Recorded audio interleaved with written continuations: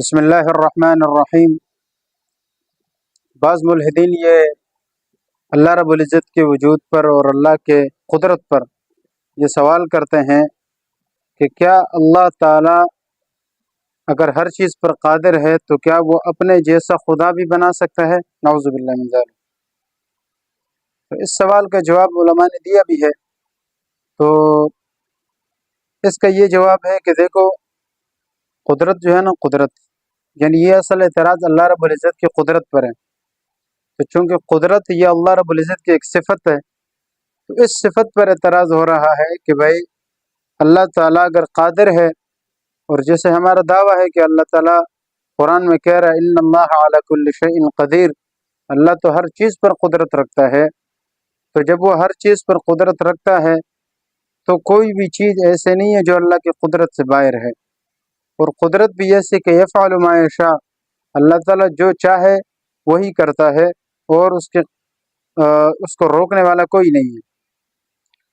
تو اصل میں یہ جو قدرت ہے، اس کو سمجھنے کے لیے کچھ باتیں جاننا انتہائی ضروری ہے۔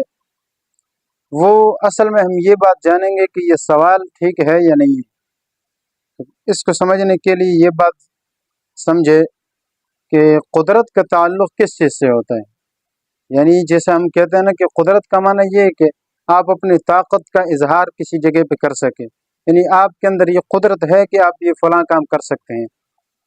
تو یہ قدرت کہاں ظاہر ہو سکتی ہے، یہ بات پہلے معلوم کر لینی چاہیے، اس لیے کہ کچھ جگہ ایسے بھی ہے جہاں قدرت کا اظہار ممکن ہی نہیں ہے، ہو ہی نہیں سکتا ہے۔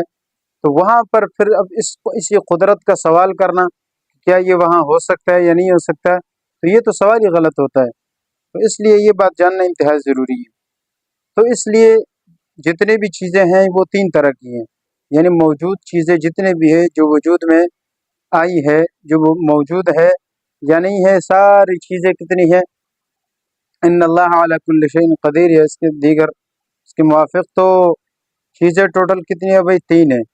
نمبر ایک واجبات، نمبر دو محالات، اور نمبر تین ہے ممکنات۔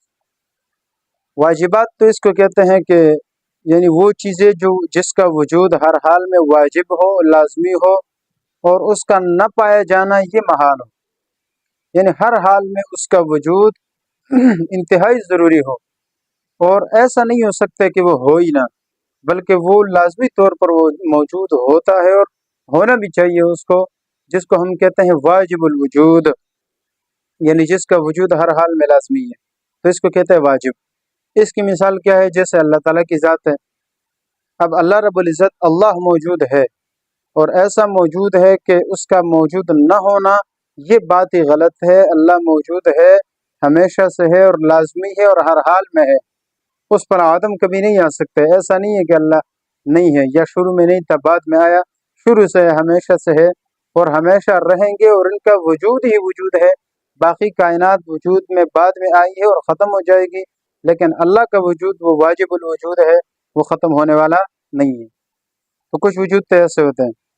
نمبر دو محالات۔ محالات وہ ہوتے ہیں کہ جس کا نہ ہونا یہ ہر حال میں کیا ہو، ضروری ہو، یعنی اس میں ہونے والی بات یہ ایک ناممکن بات ہو، کیونکہ اگر وہ ممکن ہو تو پھر وہ محال ہی نہیں رہتا۔ تو محال ہے اس کا مطلب یہ کہ وہ ہو نہیں سکتا، محالات میں سے ہے، اس کا وجود ایک ناممکن چیزیں ہیں، ناممکن چیزوں میں سے ہے، اور وہ ہو ہی نہیں سکتا، چاہے جتنا بھی آپ زور لگائے، وہ محالات میں سے ہے۔ تو اس کی مثال کیا ہے؟ اس کی مثال یہ ہے جیسے ہم مسلمانوں کا عقیدہ ہے کہ اللہ رب العزت وحدہ لا شریک ہے، اللہ کے علاوہ کوئی خدا نہیں ہے، اللہ کے علاوہ کوئی خدا اور اللہ نہیں ہے، صرف ایک ہی اللہ ہے، اور وہ وحدہ لا شریک ہے، اس کے ذات کے ساتھ، اور نہ صفات میں کسی اور کو، نہ اللہ کی ذات میں کوئی اور اس طرح شریک ہے، اور نہ اللہ رب العزت کے صفات میں کوئی اس طرح شریک ہے۔ تو یہ یعنی اللہ کے ساتھ کسی اور خدا کا ہونا، یا اللہ کے ساتھ کسی اور ایسے وجود جو اللہ ہی کی طرح وجود رکھتا ہو، نعوذ باللہ، تو ایسا وجود رکھنا یہ ایک محالات چیزوں میں سے ہے اور ناممکن چیزوں میں سے ہے۔ تو اس لیے ان کا تعلق کس سے ہے بھائی؟ محالات سے ہے۔ تو ایک طرف ہو گئے واجبات جیسے اللہ کی ذات، اور ایک طرف ہے محالات، یعنی جس کا ہونا بالکل ناممکن ہو، اور وہ یہ کہ اللہ کے ذات کے ساتھ ساتھ کوئی اور خدا کا شریک ہونا، یہ नामुमकिनात में से है। तो एक तरफ महालात हो गए, एक तरफ वाजिबात हो गए, अब तीसरी चीज़ रह गई मुमकिनात। मुमकिनात ऐसी चीज़ को कहते हैं कि जिनका होना और न होना ये दोनों मुतसव्विर हो, यानी जिनका वजूद और आदम वजूद ये दोनों मुतसव्विर हो भी सकते हैं, नहीं भी हो सकते हैं। यानी कुछ चीज़ें ऐसी होंगी जो होंगी और कुछ चीज़ें ऐसी जो जिनका वजूद अभी तक नहीं है या आ जाएंगी, या इस तरह मुख्तलिफ सूरतें। यानी बाकी जितनी भी चीज़ें आपको दुनिया में नज़र आ रही है ना, जो हमारे वजूद का हिस्सा या जो हमें नज़र आ रही है, जितनी भी चीज़ें दुनिया में है, ये सारे मुमकिनात में से हैं। मुमकिनात इस तरह के जिनका वजूद है उनका तो है ही है, जिनका नहीं भी है तो उनका भी तो तसव्वुर तो हो सकता है कि वो वजूद में आए, या जो हमने अभी तक नहीं देखे उससे पहले, या दुनिया में करोड़ों इंसान मखलूक ऐसी होंगी जिनको शायद हमने नहीं देखी होगी, वो है भी सही और ख़त्म भी हो गई है। तो ये सारी चीज़ें मुमकिनात है कि जिनका वजूद और आदम वजूद यानी मौजूद होना और न होना ये दोनों मुतसव्विर है। इस तरह की चीज़ों को मुमकिनात कहा जाता है। ये तीनों चीज़ें समझ आ गई। इसके बाद ये समझे कि ये जो कुदरत है, कुदरत का माना क्या होता है कि किसी चीज़ के सामने, किसी चीज़ पर अपनी ताकत को ज़ाहिर करना, और यानी आपके अंदर ये क़ुव्वत और सलाहियत मौजूद है, ये कुदरत और ताकत मौजूद है कि अगर आप एक काम करना चाहे तो वो काम हो सके। तो ये चीज़ उसके लिए महल और जगह भी ऐसी चाहिए हो कि जहाँ पर ये चीज़ भी मुमकिन हो। इससे पता चला कि कुदरत का ताल्लुक़ इन तीन किस्मों में से न तो वाजिबात के साथ है और न ही महालात के साथ है, इनका ताल्लुक़ ही मुमकिनात के साथ है। कुदरत का ताल्लुक़ ये मुमकिनात के साथ इसका ताल्लुक़ है। इसलिए मिसाल के तौर पर अगर हम कहें कि कुदरत का ताल्लुक़ वाजिबात के साथ भी हो, तो वाजिबात का मतलब ये होगा कि जो चीज़ पहले से वाजिब है, मौजूद है, यानी जिसका वजूद हर हाल में ज़रूरी है, जिसका वजूद हर हाल में ज़रूरी हो, वाजिब हो, इसका मतलब ये है कि इसका वजूद तो शुरू से है, वो पहले से है ही नहीं, वो पहले से है ही नहीं, यानी वो पहले से मौजूद है। ऐसा नहीं है कि पहले से उसका वजूद नहीं था। ठीक है, तो जब एक चीज़ शुरू से मौजूद है, फिर आप उस पर कुदरत आजमाई करना चाहे और आप उसको वजूद देना चाहे, तो मुझे बताओ उसको आप क्या वजूद दोगे जो कि पहले से वजूद में मौजूद है। सही है, या अगर आप उसको दोबारा पैदा करने की कोशिश करोगे, वजूद देने की कोशिश करोगे, तो हम ये कहेंगे कि भाई ये तो तहसील हासिल है, एक चीज़ पहले से हासिल हो चुकी है और आप दोबारा उसको हासिल करने की कोशिश कर रहे हैं। तो ऐसा काम करने की बेवकूफ़ों का काम होता है। ठीक है ना। अब मेरे पास मिसाल के तौर पर मोबाइल मौजूद है, और जो मोबाइल मेरे पास मौजूद है, मेरे हाथ में है, मेरे कब्ज़े कुदरत में है, और मैं उसी के पीछे पड़ा रहूं कि ये मुझे हासिल हो जाए, ये मुझे हासिल हो जाए, तो लोग क्या कहेंगे, भाई आप तो बेवकूफ़ है। कोई अक्लमंद आदमी ऐसी बात कर ही नहीं सकता। तो जो चीज़ पहले से मौजूद हो और आप उसको मौजूद करने की कोशिश करते हैं, आप उसको हासिल करने की कोशिश करते हैं, ये तहसील हासिल है, मौजूद चीज़ को वजूद देना है, और ये एक बेवकूफ़ों वाला काम है, और बेवकूफ़ी ये खुदाई के लायक नहीं है। इसलिए अल्लाह रब्बुल इज़्ज़त की कुदरत वो वाजिबात में नहीं होती है।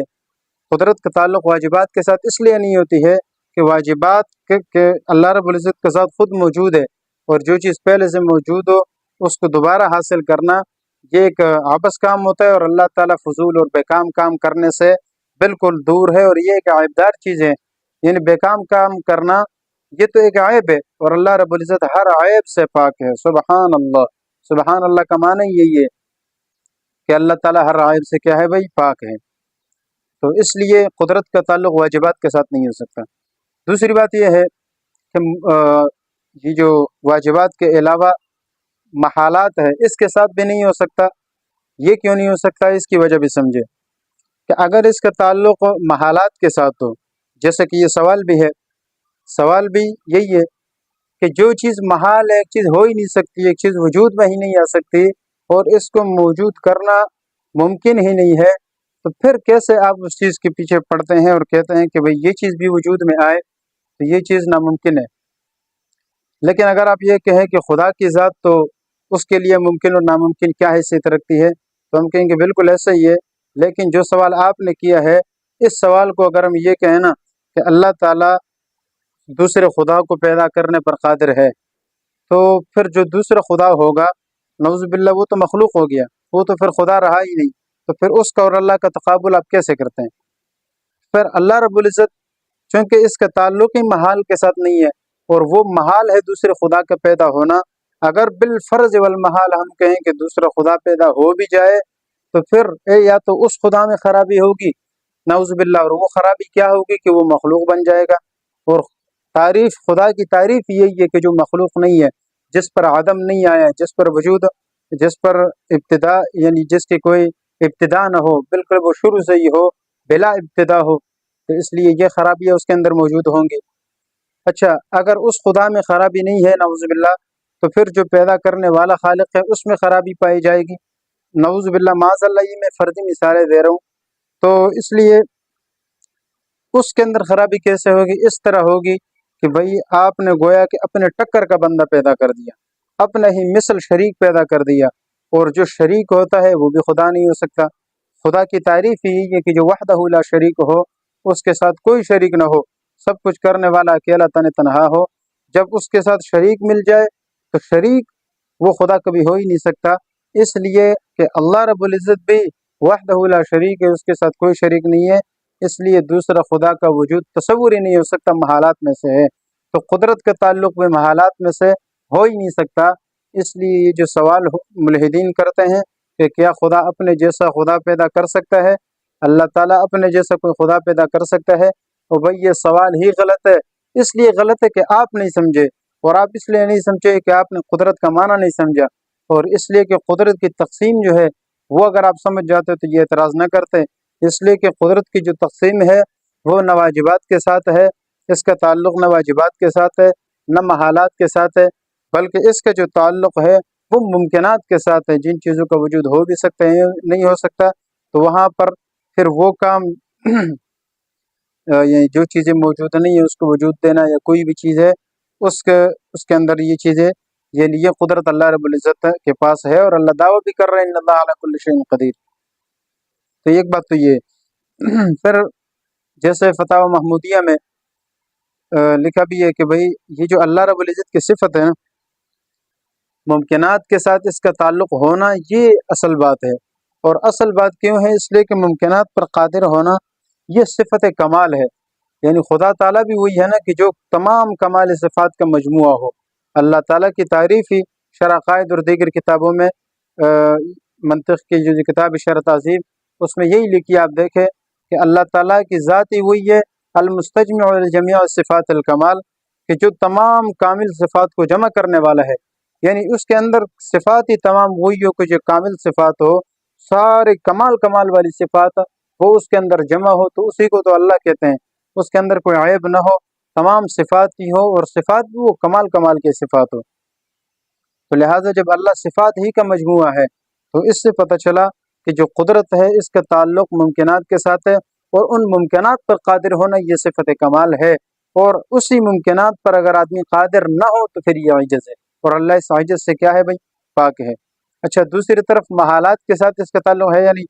تو انہوں نے کہا فتاوی محمودیہ والے نے کہ بھائی محالات کے ساتھ متصف ہونا یہ پھر عجز ہے، یہ پھر کیا ہے بھائی؟ عجز ہے. اور اس کے ساتھ متصف نہ ہونا یہ صفت کمال ہے. اور حقیقت بھی یہی ہے کہ اللہ کی جو قدرت ہے وہ محالات کے متعلق نہیں ہے، وہ ممکنات کے متعلق ہے، اور یہی اللہ کی صفت ہے اور یہی کمال ہے. اس لیے ان ساری بحث سے کیا پتہ چلا کہ بھئی اللہ تعالیٰ کی جو قدرت ہے اس کا تعلق ممکنات کے ساتھ ہے، اور جو آپ سوال کر رہے ہیں یہ محالات میں سے کر رہے ہیں، اس لیے آپ کا سوال غلط ہے اور آپ کے سوال کا منشا بھی غلط ہے. تو اللہ تعالیٰ ہمیں اس بات کو صحیح طور پر سمجھنے کی توفیق عطا فرمائے. وآخر دعوانا الحمد للہ رب العالمین. يرفع الله الذين آمنوا منكم والذين أوتوا العلم درجات والله بما تعملون خبير.